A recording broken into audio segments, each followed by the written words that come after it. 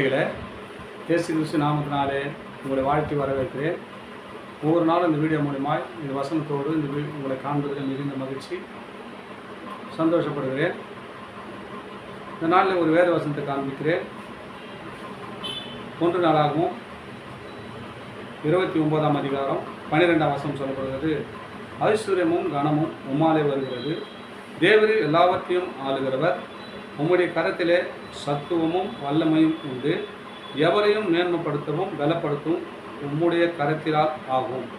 பாருங்கள், நம்ம எவ்வளோ கஷ்டப்படுறோம், முன்னேற முடியல. வாழ்க்கையில் போராட்டம் பிரச்சனை வந்து கொண்டு தான் இருக்கிறது. ஏன்னா இயேசு கிறிஸ்து உலகத்தின் ஐஸ்வர்யவான்.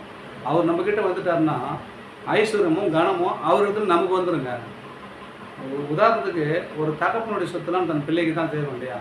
அதே போல் இயேசு கிறிஸ்து அண்டிக் கொள்ளுகிற யாவரும் பாக்கியவான்கள் என்று வேதம் சொல்லுகிறது.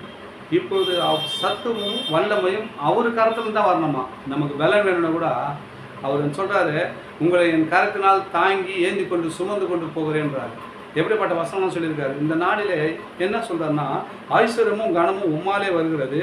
தேவர் எல்லாத்தையும் ஆளுகிறவர். உலகத்தில் இருக்கிறத எல்லா ஆளுகை சரி இயேசு அவர் தான் சொல்கிறார். உங்களையும் அவர் தான் ஆளுகை செய்கிறார். இந்த வசனத்தை கேட்குறீங்கள, இந்த வீடியோ பார்க்குறீங்களா, உங்கள் குடும்பத்தையும் அவர் ஆளுகை செய்கிறாங்க. அதனால தான் உங்களோடு பேசி கொண்டு இருக்கிறார். ஐஸ்வர்யமும் கனமும் உம்மாலே வருகிறது. எல்லாவற்றையும் ஆளுகிறவும் கரத்தினால் சத்துவமும் வல்லமையும் உண்டு. எவரையும் மேன்மைப்படுத்தவும் பலப்படுத்தவும் உங்களுடைய கரத்தால் ஆகும். எந்த சர்வசாதாரண மனுஷனை என்ன இல்லை என்னால் ஒன்றும் பண்ண முடியும் நினைக்காதீங்க. உங்களை உயர்த்த அவரால் ஆகும். இயேசுக்கிட்ட வந்து பாருங்கள், இயேசுக்கிட்ட சொல்லி பாருங்கள் உங்கள் குறைய. அவர்கிட்ட முழங்கால் படுத்தி வேண்டுதல் பண்ணி பாருங்கள். நிச்சயமாக உங்களை உயர்த்தவும் உங்களை மேன்மைப்படுத்தவும் அவரால் முடியுங்க.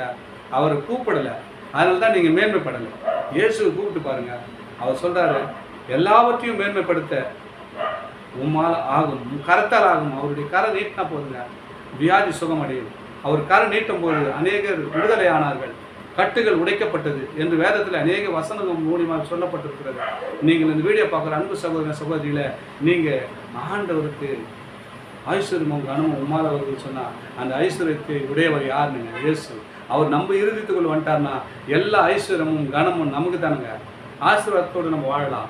ஏன்னு சொன்னால் இயேசுவை அறிந்து கொள்ளுங்க, இயேசுவோடு உறவாடுங்க, இயேசுவை நோக்கி கூப்பிடுங்க, பிரகாசம் அடைங்க, ஆசீர்வாதத்தோடு வாழுங்க. ஆமென். God bless you. வீடியோவை தொடர்ந்து பாருங்கள். தொடர்ந்து பார்க்குறது மட்டும் இல்லை, என் வீடியோவை தொடர்ந்து பார்க்குறோன்னு சொன்னால் சப்ஸ்கிரைப் பண்ணி பாருங்கள். நான் போடுகிற எல்லா வீடியோவும் உங்களிடத்தில் வந்து உங்களுக்கு பிரயோஜனமும் தேவனுடைய நாமத்தை மகிமைப்படுத்த அது ஏதுவாக இருக்கும். ஆமென். ஆமென். God bless you.